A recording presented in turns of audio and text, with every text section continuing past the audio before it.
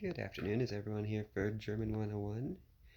Das ist eine Geschichte und ich bin Herr... Nein?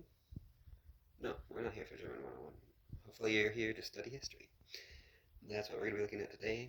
Specifically, I'm going to be introducing a new course talking about the history of the Middle East. First, why are you here? That is to say, why study history, and more specifically, why study the history of the Middle East? Well, I would argue that the history of the Middle East, and I'm going to be making this argument throughout this course, that the history of the Middle East is often underlooked at and underappreciated, even to include the history of Egypt, which might sound counterintuitive because Egypt has a whole field, Egyptology, dedicated to the study of exactly that.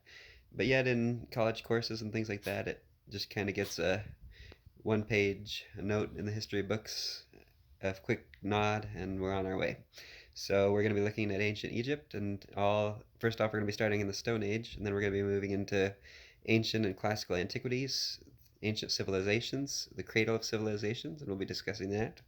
From there, we'll move on to the pre-Islamic Arabia, and then we'll be moving on to Islam itself, the birth of Muhammad, and we'll be looking at the various caliphates, the Umayyads and the Abbasids, and the early Islamic conquests.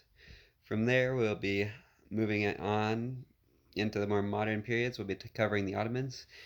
And throughout the scope of this throughout the scope of this course, rather, we're going to be looking at places outside the Middle East and what ties the Middle East to Europe, what ties the Middle East to Asia and to Africa. So we're going to be venturing outside of specifically just the Middle East, and we're going to be looking at other parts of the world as well, especially India and to some extent Asia as well, and Africa a good deal as well.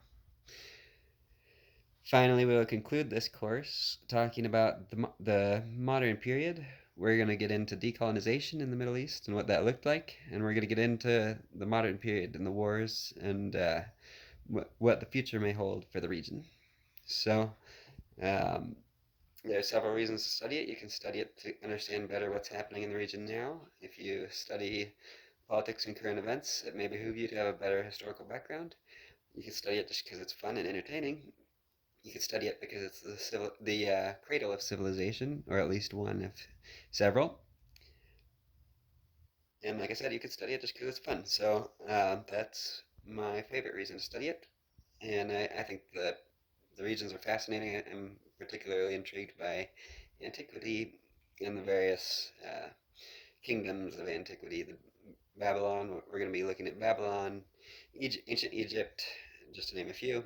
And we're going to be looking at great inventions that came from this place. The wheel, algebra.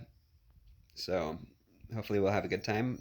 Next time we're going to be discussing the Stone Age, as I had mentioned, and the cradle of civilization. Thank you.